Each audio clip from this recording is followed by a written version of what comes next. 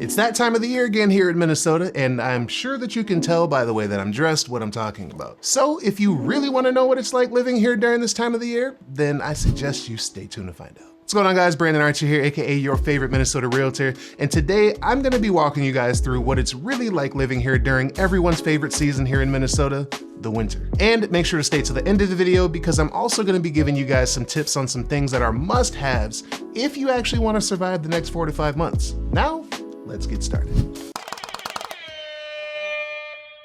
Oh, and I was completely joking about it being everyone's favorite season. Now, it's no secret that Minnesota is basically known for its brutal winters, and it's probably hands down the biggest hesitation people have about potentially moving here. And it also happens to be one of the biggest reasons why people leave Minnesota for warmer states like Florida, Texas, or even Arizona. Now, I've lived in Minnesota my entire life, and if there's one thing that I can say about the winters, is that there definitely are some pros and cons. And if I'm being completely honest, as I get older, that cons list kind of starts getting bigger. But believe it or not, winter here can be fun as well, but you really do have to embrace it. So with that being said, let's start off with some basics. Now, here in Minnesota, it can start snowing as early as November and can snow as late as April in some years. And honestly, we've had a couple years where it snowed as late as May, although that isn't super common and it's really never the same each year. For instance, at the time of shooting this video, we actually set records in November this year for how warm the weather was. In fact, most golf courses were still open for most of that month. But then over the last couple weeks, the weather completely shifted into lows in the negatives all the way to highs in the 40s.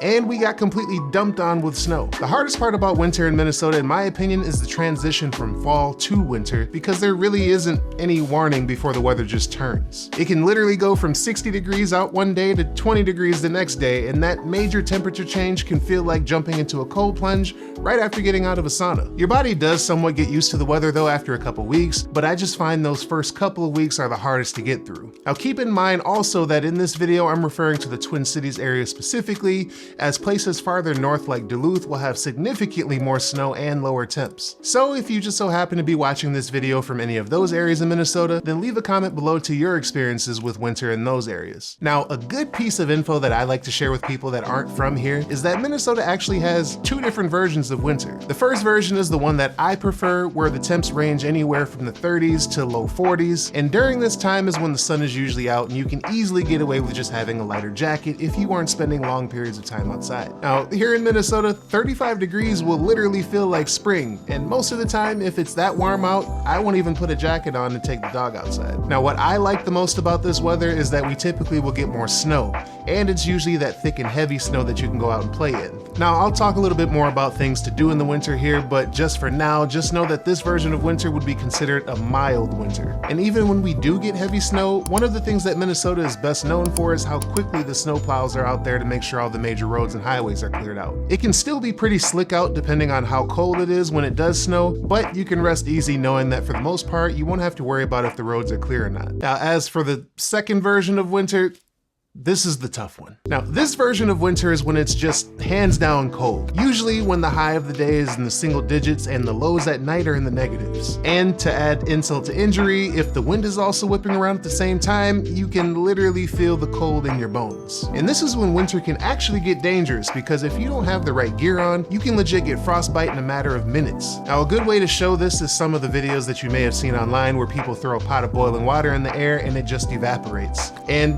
unfortunately, those videos aren't AI.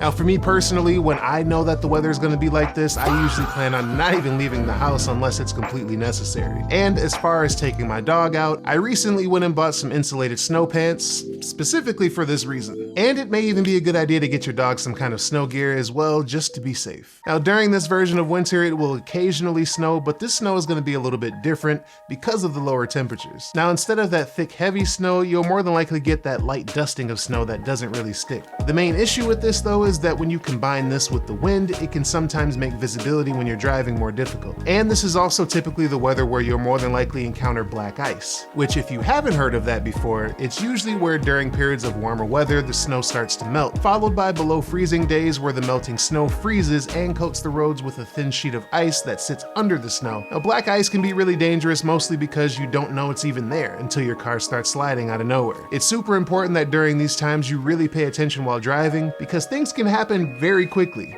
Trust me, I've been there. Now, before we talk about things to do in Minnesota, if you are thinking about moving to Minnesota, whether it be now or next year, then shoot me an email at brandon@archiehomesgroup.com so that we can schedule a meeting to talk about what it is you're looking for and put together a plan to make your move as smooth as possible.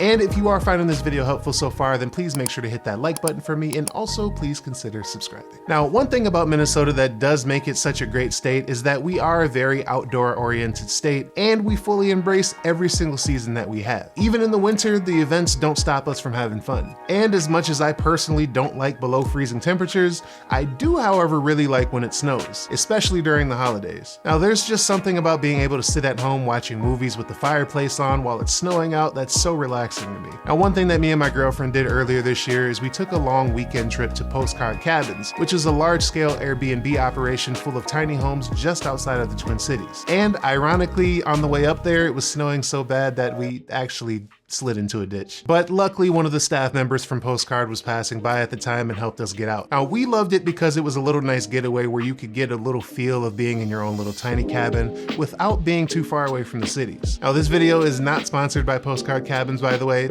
although I wish it was, so if you're watching, holla at me. But we had a huge window that we could lay in bed and watch the snow fall. There was a nature trail that we were able to go take a short hike, and we sat by the campfire and made s'mores. And there are plenty of other Airbnbs just like this all over Minnesota, especially around the North Shore that offer similar amenities. Now, another popular event that happens here is the Glow Holiday Festival, which runs from November to January each year. Now, the Glow Holiday Festival is held at CHS Field in St. Paul and has a few different winter activities as well as over 1 million Christmas lights. Now, you can walk through the Christmas light exhibit taking pictures or just hang out for a little bit. But they also have a huge slide that you can ride inner tubes down, and they even have a zip line that you can try, which seemed a little sketchy to me at first. Now, events like these are great family events that you can take the kids to, and they definitely help enhance the feel of the holidays. Now, there are other events like this in Minnesota as well, like the Bentleyville Tour of Lights, which is in Duluth and draws huge crowds every year. Now, the Winter Beer Dabbler is one of my favorite winter activities and typically happens around February each year, where hundreds of Minnesota craft beer makers gather at the state fairgrounds to give you unlimited beer tastings. There's also live music, food trucks, and extreme sports entertainment. Now, although it can be a pretty cold event sitting outside drinking beer in the middle of winter, as long as you dress accordingly, it really isn't that bad. Some restaurants in Minnesota do their igloo sitting, where you can sit outside in a heated igloo and eat your food. And there are plenty of parks where you can go sledding, tubing, or even rent cross-country skis, and so much more. But like I said in the beginning, Minnesota's known for embracing the outdoors, and that's during all 4 seasons. Winter is no different. And if you fully embrace it, then you find that winter isn't really all that bad, or at least not all the time. Now, although winters here can be pretty fun, I would be lying if I said that there were no downsides. So in this part of the video, I'm going to be going over some important tips that will not only help you get through winter a lot easier, but will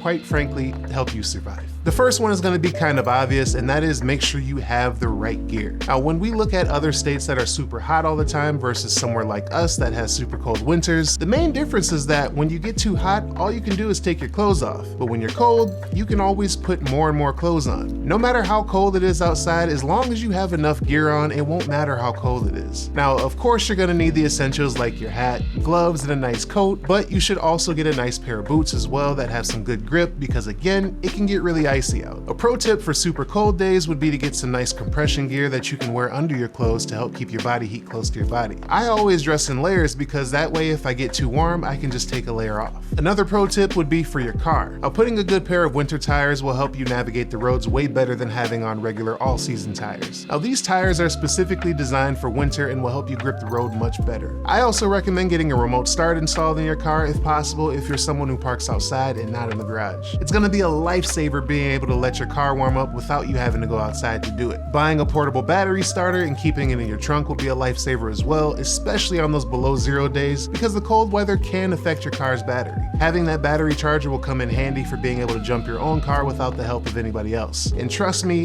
I've used it multiple times on my car. Another pro tip is to actually embrace the activities that winter has to offer. Now, I'm not gonna lie, it's very easy to stay inside the house all day because you don't wanna go outside. And to make matters worse, with daylight savings time, it usually gets dark at around 5 p.m., which makes it even more depressing. But when you find reasons to get out of the house and don't let the weather stop you from having fun, winter here really isn't all that bad. And quite honestly, the majority of our winter isn't even all that cold. Seasonal depression is a real thing, so it's good to get out of the house and enjoy some of the events and activities that Minnesota has to offer. Now, after watching this video, if you're still questioning your decision on wanting to move here and need some reasons why I personally live here in Minnesota, then you should watch this video next.